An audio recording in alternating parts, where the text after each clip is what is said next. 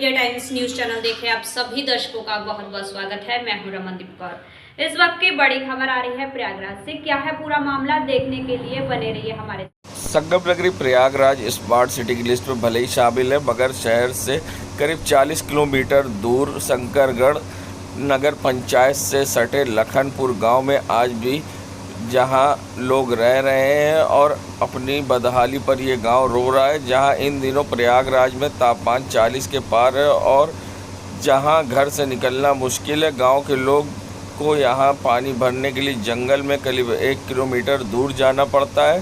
शंकरगढ़ के लखनपुर गांव में कुआं है, ना बोरवेल है और ना ही पानी की टंकी जो 2019 में बनी है वे अभी तक चालू नहीं हुई है। ना बिजली, ना खंबा, वहीं ना बोरवेल, ना कुआं। खदान में जमा पानी पीने को लोग मजबूर हैं। जब इस पूरे मामले पर जल शक्ति मंत्री स्वतंत्र देव सिंह से बात की गई तो उचित जवाब देने में असफल दिखाई दी और कहा कई पुरानी टंकियों को अडॉप्ट किया गया है और जल्द ही चालू होंगी और समस्या का जो समाधान है किया जाएगा और जल्द ही व्यवस्था की जाएगी, मगर अभी कोई व्यवस्था उनके लिए सुनिश्चित नहीं कराई गई है। और बता दें ये 12 के विधायक वाचस्पति का क्षेत्र है और जो 12 तहसील में आता है। फिलहाल इस पूरे मामले पर क्या कुछ कहना था जल शक्ति मंत्री स्वतंत्र देव सिंह का, वो भी हम आपको दिखाएंगे और गांव के लोगों का क्या कुछ कहना था वो भी दिखाते हैं। ये बताइए, आपके 12 तहसील में जो वाचस्पति जी का क्षेत्र है वहाँ पे लखनपुर गांव है। आजादी के बाद से अब तक ना वहाँ कुआं है, ना बोरवेल है, ना बिजली है, ना खंभा, गढ़े का पानी पीने तो एक बार लिख कर दे देना, एक बार देख लेते, एक बार हमें दे देना तो जल नल का जो नल का कनेक्शन वो पहुँचेगा। वो तो सभी टंकी भी वहाँ बनाई गई मगर आज तक चालू नहीं हुई है। तो 19 के पहले वाला जो योजना थी उसको भी अब अडॉप्ट कर रहे हैं। जो खराब टंकी थी उसको भी अडॉप्ट कर लिए हैं, जो 2019 के पहले बन गया था। जब जल शक्ति मंत्रालय 19 से बना है उसके बाद सभी गाँवों को हम लिए हैं और ऐसे आंगनबाड़ी से लेकर जो नई टंकी जहाँ पर आए उन भी सभी गाँवों को हम लिए हैं और उसमें भी पानी हम देंगे।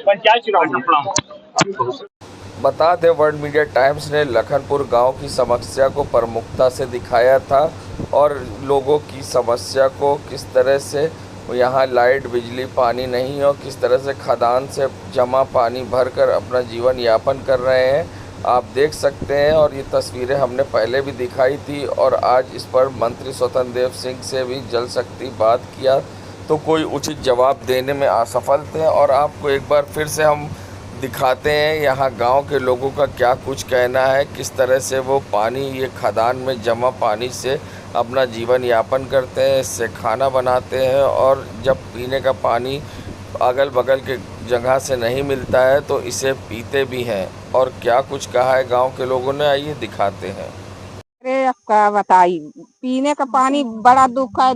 दूर दूर से पानी 10 किलो 5 किलोमीटर से दूर से ली आई थे। ये बताइए है कई एकदम भी गंदा पानी मनाई हम बुखारी उजर होती है। पानी की यहाँ की दिक्कत है। तो कैसे भरते हो पानी? पानी यही नाला से ले आते हैं, खदान से लाते हैं। हाँ, तो इससे आप लोग को डर नहीं लगता? पानी कहीं मिल नहीं रहा तो ले आते हैं, उसको पीते हैं। पानी साहब हमका बड़ा तकलीफ है। पानी को जंगल में है, गांव के नेरे पानी नहीं है मिलता और कीड़ा बीछी खा लेता है, मर जाता है। गढ़ही के पानी पी के मर जाता है। 7-8 साल हो गया। 7-8 साल हो गया। कौन पीते नहीं तो खदान कर ले आते हैं, लड़के बच्चे खदान का पीते। उसमें जुकाम भी करता है, कोई पीता भी नहीं। होता है कि जैसे लाइट है तो मेरे पास टंकी है तो हम उसमें स्टोर कर लेते हैं और उनको जो मतलब होता है तो मुहैया करा देते हैं। उसके बाद लाइट चली जाती है, फिर दिक्कत होती है, फिर दिक्कत होने के बाद ये चले जाते हैं जंगल में। वहाँ पे है करके मतलब पानी की सुविधा तो नहीं है, मतलब जानवरों के लिए है पानी तो यूज करते हैं, वही है बस। संगम नगरी प्रयागराज में यमुना पार तहसील 12 और करछड़ा स्थित सैकड़ों गांव के भूमिहीन खेतिहर मजदूर विगत 2 वर्षों से अपने अपने ग्राम समाज की ज़मीन भूमाफियाओं से मुक्त करवाकर भूमिहीन खेतिहर मजदूरों को आवंटित की जाने की मांग को लेकर अपनी तहसील में धरना प्रदर्शन कर रहे थे। वहीं उनकी मांग पूरी न होने पर आज वे सिविल लाइन स्थित पत्थर गिरजाघर धरना स्थल पर पहुंचे, जहां वे अनिश्चितकालीन धरने पर बैठकर अपनी मांगों को लेकर जमकर नारेबाजी करते दिखाई दिए। हाथों में तख्ती पोस्टर लेकर वो भूमाफियाओं से खेतिहर ज़मीन को मुक्त कराने और साथ ही खेतिहर लोग को आवंटित कराने की मांग की है। उनका कहना है जो उपजाऊ ज़मीन है वो उनको दी जाए जिससे कि वे उस पर अनाज और फसल उगा सके। और क्या कुछ कहना था आइए दिखाते हैं आपको। सबसे पहले आपको बहुत बहुत धन्यवाद कि इलेक्ट्रॉनिक मीडिया के माध्यम से आज जो है कि प्रयागराज के ऐतिहासिक जो धरना प्रदर्शन स्थल है आप कवरेज करने के लिए जो है इस कार्यक्रम को पहुंचे। आपको आभार व्यक्त करते हुए विशेष करके जो आपने पूछा कि किस लिए हम लोग जो है यहाँ पे अनिश्चितकालीन अनशन पर बैठे हुए हैं। देखा जाए कि 2005 से लगातार यमुना पार में चाहे वो तहसील बारा हो चाहे करछना हो, डॉक्टर अंबेडकर वेलफेयर नेटवर्क डान लगातार जो है कि जमीन के मुद्दे पर काम कर रहा है। देखा जाए कि पिछले 2024 में 17 अक्टूबर को माननीय मुख्यमंत्री ने डीएम प्रयागराज को आदेशित किया है कि नियमानुसार जो है ग्राम समाज की जमीनें जो है जिनके पास खेती बाड़ी नहीं है उनको कृषि कार्य का पट्टा किया जाए, जिनके पास जो है आवासीय नहीं है, घर द्वार नहीं, उनको आवासीय पट्टा किया जाए। देखा जाए कि 17 अक्टूबर से मुख्यमंत्री का आदेश प्रयागराज में डीएम साहब के नाम ऑनलाइन या ईमेल पे आया हुआ है। तब से लेकर आज तक जो है कि डीएम प्रयागराज ने एक ढेले का काम नहीं किया है। तो हम लोग अभी विगत 3 मई को जो है कि करछना मुख्यमंत्री का आदेश है, उस आदेश का अनुपालन है। लेकिन आज जो है कि हम लोग यहाँ पे अनशन इस बात के लिए कर रहे हैं कि जब तक डीएम प्रयागराज यहाँ पे कार्यक्रम नहीं आ जाते हैं, हम सबको उस आदेशों का अनुपालन कब तक करेंगे जब तक आश्वासन नहीं देते हैं, हम लोग तब तक यहाँ अनशन पर बैठे रहेंगे। और अगर 1 सप्ताह का हम समय देते हैं, अगर 16 जून से पहले डीएम प्रयागराज यमुना पार की तहसील करछना और बारा में एक अभियान के तहत ग्राम समाज की जमीनें जो बड़े बड़े भूमाफिया या छोटे छोटे भूमाफिया कब्जा किए हैं उसको मुक्त कराकर भूमिहीनों में आवंटित नहीं करते हैं, तो 16 तारीख हम लोग यहाँ से निकलेंगे और 17 तारीख तक 5 कालीदास मार्ग माननीय मुख्यमंत्री के आवास पर तब तक अनिश्चितकालीन अनशन पर बैठे रहेंगे जब तक यमुना पार में जो है भूमिहीनों का पट्टा होना नहीं शुरू हो जाता है। मैं रामबृज गौतम, एडवोकेट हाईकोर्ट, संस्थापक डॉक्टर अंबेडकर वेलफेयर नेटवर्क डान। महारानी अहिल्याबाई होलकर त्रिशताब्दी स्मृति अभियान को लेकर जहां जिला पंचायत में कार्यक्रम का आयोजन किया गया, जिसमें मुख्य अतिथि के तौर पर जहां जल शक्ति मंत्री स्वतंत्र देव सिंह पहुंचे और जहां कार्यक्रम में शामिल हुए, तो वहीं इस मौके पर भारतीय जनता पार्टी के कई पदाधिकारी, एमएलसी सुरेंद्र चौधरी, सांसद प्रवीण पटेल और कई विधायक और मंत्री भी पहुंचे थे। साथ ही इस मौके पर वाचस्पति 12 विधायक भी मौजूद थे और अन्य विधायक भी मौजूद थे। तो साथ ही ऐसे में अब जहां ये कार्यक्रम का आयोजन किया गया, वहीं मीडिया से बात करते हुए उन्होंने अखिलेश यादव पर लठबार किया। अखिलेश यादव ने जहां भारतीय जनता पार्टी के स्वच्छता अभियान पर सवाल खड़े किए थे, जिस पर मंत्री स्वतंत्र देव सिंह ने जमकर निशाना साधा है और क्या कुछ कहा है आइए दिखाते हैं आपको। अखिलेश यादव लगातार सवाल उठाते जा रहे हैं। देखिए, सपा का काम क्या है? हम लोग 24 घंटा काम करते हैं। भारतीय जनता पार्टी की सरकार बनने के बाद गरीबों की सेवा करना।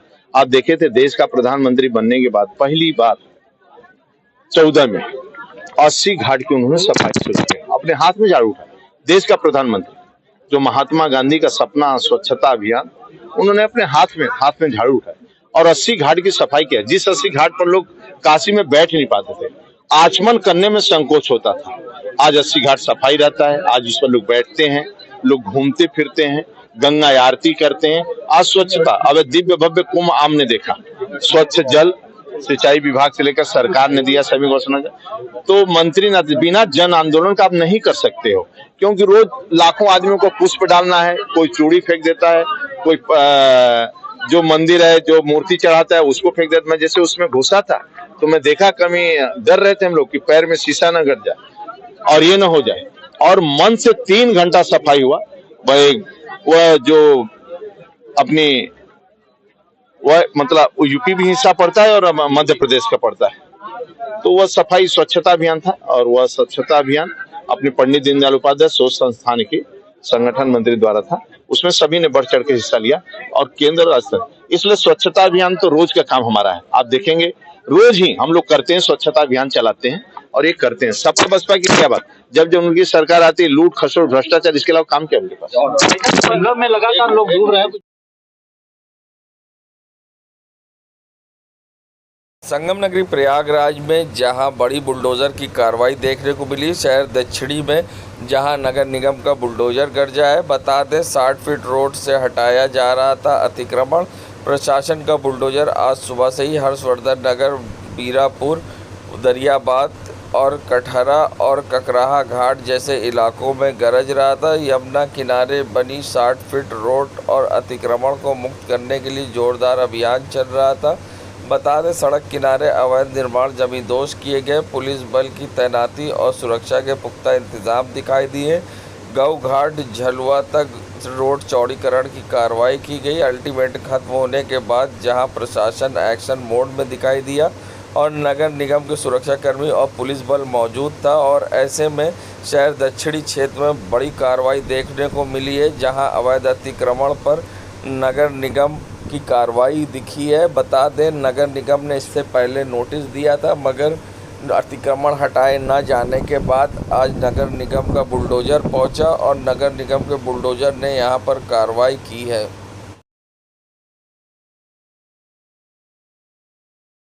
संगम नगरी प्रयागराज में प्रतिनिधि उद्योग व्यापार मंडल के राष्ट्रीय अध्यक्ष अनूप शुक्ला मंगलवार को पहुंचे और इलेक्ट्रॉनिक मीडिया क्लब में आयोजित प्रेस कॉन्फ्रेंस को संबोधित किया। उन्होंने व्यापारियों पर हो रहे उत्पीड़न और वसूली को लेकर अधिकारियों पर गंभीर आरोप लगाए। अनूप शुक्ला ने कहा, व्यापारी पहले ही मंडियों की अव्यवस्था और ऑनलाइन शॉपिंग से प्रभावित है, वहीं दूसरी ओर अधिकारी आए दिन उनसे किसी न किसी बहाने वसूली कर रहे हैं। उन्होंने चेतावनी देते हुए कहा कि यदि उत्पीड़न बंद नहीं हुआ तो व्यापारी सड़क पर उतरेंगे और अधिकारियों के कार्यालय का घेराव करेंगे। और साथ ही उन्होंने क्या कुछ कहा, आइए दिखाते हैं आपको। पत्रकार वार्ता और ये का जो आयोजन हुआ है, उसका प्रमुख कारण ये है कि जो व्यापारियों को लेकर के इलाहाबाद के सराउंडिंग पूर्वांचल को लेकर के काफी समस्याएं और दिक्कतें आ रही हैं, उन विषयों पे आज इलाहाबाद इकाई में, प्रयागराज इकाई ने इस आयोजन को किया गया है, जिसमें जिला अध्यक्ष रतन कनौजिया जी हमारे साथ हैं, दयाराम जी हैं, प्रदेश सचिव हैं, अनिल शुक्ला जी कानपुर से चल करके आए हैं, गुलाब जी हैं और सब साथी हमारे साथ हैं। आज पत्रकार वार्ता का प्रमुख उद्देश्य ये है कि जिस तरीके से व्यापारियों का निरंतर अधिकारियों के द्वारा शोषण किया जा रहा है, उनका उत्पीड़न किया जा रहा है और व्यापारियों को लेकर के व्यापारियों पे गलत तरीके के मुकदमे लगाना, फूड विभाग को लेकर के बहुत सारी शिकायतें आ रही हैं, बहुत सारी समस्याएं आ रही हैं। तो निश्चित रूप से आपके माध्यम से हम माननीय मुख्यमंत्री जी तक ये बात पहुंचाना चाहते हैं और अधिकारियों को चेताना चाहते हैं कि जिस तरीके से व्यापारियों का उत्पीड़न और उगाही चल रही हो, तत्काल बंद होनी चाहिए।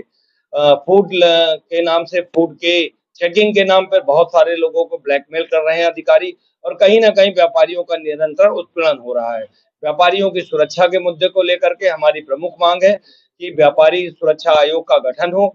ऑनलाइन शॉपिंग के माध्यम से जिस तरीके से बड़ी बड़ी देश की कंपनियां छोटे छोटे मध्यम व्यापारियों को निगलते चली जा रही हैं और उन सब व्यापारियों को शोषित और पीड़ित करती चली जा रही हैं, तो हम सरकार से चाहेंगे कि जो ऑनलाइन शॉपिंग को बंद करें, या ऑनलाइन शॉपिंग नहीं बंद की जा सकती है तो मध्यम और छोटे जो व्यापारी हैं वो देश में करोड़ों की संख्या में है, उनकी संख्या बहुत बड़ी है, उनके लिए बूस्टअप पैकेज करें कि आयकर में उनको छूट दी जाए, जीएसटी में कुछ सहूलियतें दिया जाए, जीएसटी को 2 स्लैब में किया जाए। इन सब मांगों को लेकर के आज हम लोग व्यापारियों के बीच में बैठे हुए हैं और यहाँ पर हम लोग मांग करते हैं आप लोगों के माध्यम से कि व्यापारियों का जो उत्पीड़न हो रहा है वो शोषण बंद किया जाए, और अगर नहीं होता है, अधिकारी इस बात को नहीं समझ पा रहे हैं, तो एक बड़े आंदोलन की तैयारी प्रतिनिधि उद्योग व्यापार मंडल करेगा। इस बात को प्रदेश के सभी लोग, राजनीतिक लोग, सामाजिक लोग ये जानते हैं कि प्रतिनिधि उद्योग व्यापार मंडल 10-10 हजार लोगों की संख्या के व्यापारियों के आयोजन कर चुका है और एक बड़ी संख्या में एक बड़ा आयोजन लखनऊ में हम लोग करेंगे। निश्चित रूप से आशा है, विश्वास है कि माननीय मुख्यमंत्री जी तक हमारी बातें पहुंचेंगी और उस हमारी समस्याओं का, व्यापारियों की सुरक्षा आयोग के गठन होगा और जो भी समस्या व्यापारी है उनका निदान होगा।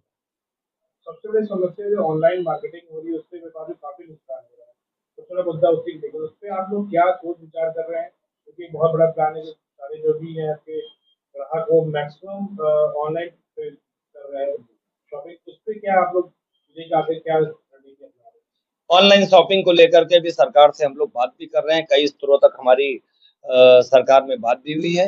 अगर ऑनलाइन शॉपिंग सरकार का अगर ऐसा विषय है कि ऑनलाइन शॉपिंग इसको बंद नहीं की जा सकती है, तो उसको बूस्टअप सरकार को देते कि भाई एक तरफ बहुत बड़ी देश की कंपनियां, बड़े लेवल की कंपनियां काम कर रही हैं और एक तरफ छोटा व्यापारी है, उसको दुकान का किराया भी देना है, उसको बिजली का बिल भी देना है, जीएसटी भी देना है। तो अगर ऐसा सरकार संतुलन बना दे कि हमसे अगर 18% जीएसटी ले रही तो उनसे 36% जीएसटी ले, इस तरीके की कोई व्यवस्था सरकार उसको लागू करे, और नहीं लागू कर पा रही है तो जो ऑनलाइन शॉपिंग को बंद करे, क्योंकि करोड़ों लोग बेरोजगार होंगे और जब करोड़ों लोग बेरोजगार हो जाएंगे तो निश्चित रूप से लॉ एंड ऑर्डर इस देश के लिए, प्रदेश के लिए बहुत बड़ी समस्या होगी। संगम नगरी प्रयागराज में जहां जेठ महीने के तीसरे बड़े मंगल पर लेटे हनुमान मंदिर में भक्तों की लंबी कतार लगी और हर कोई भगवान हनुमान जी के दर्शन करने के लिए उतावला था और लगते हुए सुबह से ही भक्तों की भीड़ दिखाई दी। बता दें, जहां संगम में आस्था की डुबकी लगाकर भक्त लेटे हनुमान मंदिर पहुंचे, जहां पर उन्होंने विधि विधान से पूजा अर्चना की, दर्शन किए और प्रसाद चढ़ाए और साथ ही लोगों में उत्साह देखने को मिला। बड़े मंगल पर जहां लोगों ने पहुंचकर हनुमान जी के दर्शन करे और पूजा अर्चना करने के साथ साथ अपनी कामना के लिए प्रार्थना की। और क्या कुछ कहना था भक्तों का यहाँ पर, आइए दिखाते हैं आपको। हम तो नित्य दिन माँ गंगा का स्नान और आरती करते हैं, हनुमान जी दर्शन करते हैं, लेकिन जो ज्येष्ठ माह का तीसरा मंगलवार, इसे बड़ा मंगलवार कहा जाता है, बूढ़ा मंगलवार कहा जाता है, इसका बहुत बड़ा महत्व है। आज जिस तरह की भीड़, अपार भीड़ के साथ लोग आए हुए हैं, ऐसा लगता है श्रद्धालु एक सनातन धर्म को अग्रसर हो रहे हैं और दिन प्रतिदिन नहीं, आज का दिन बहुत बड़ा महत्व है। और हनुमान जी में जिस तरह भीड़ लगी है, 4-4, 5-5 लाइन, लंबी कतार पूरी देर तक लगी है, उससे आगे किला घाट तरफ लगी है। लगता है कि तीर्थराज प्रयाग में एक तरह भीड़ उभर कर आई है और जनता के अंदर एक उत्साह है हनुमान जी के दर्शन करने का। क्या कामना की? ये देश की कामना की, देश के भलाई की कामना की और अपने परिवार के सुख समृद्धि और सनातन धर्म की ओर की कामना की। हमारा देश और हमारा प्रयागराज भविष्य उज्जवल की ओर बढ़ता रहेगा। मैं राजेश चौरसिया, ये रोड प्रयागराज। तो सर, आज तीसरा सबसे बड़ा मंगलवार है यहाँ का और बहुत ही भीड़ है और यहाँ पे हमने गंगा स्नान किया सुबह सुबह, बहुत ही अच्छा लगा स्नान करके यहाँ पे। और काफ़ी भीड़ लगी हुई गंगा जी में भी और वहाँ से श्रद्धालु यहाँ पे आ रहे हैं, बहुत दूर दूर से आ रहे हैं श्रद्धालु दर्शन करने के लिए और काफ़ी भीड़ है। तो हमने सबसे कल्याण किया, जल्दी नौकरी लगे, आशीर्वाद बजरंगबली का प्राप्त हो गई। आकाश मिश्रा। क्या है? आज बड़ा मंगलवार है, ज्येष्ठ मास का तीसरा, तो आज संगम में स्नान करके हम बजरंगबली का दर्शन प्राप्त किए, इसका बहुत बड़ा सौभाग्य प्राप्त हुआ हमें। क्या कामना किया? हमने कामना की कुछ कल्याण के लिए, अपने कल्याण के लिए, नौकरी चाकरी लगे। जी, अविनाश है। देश दुनिया की खबरों के लिए world media times news channel को सब्सक्राइब करें।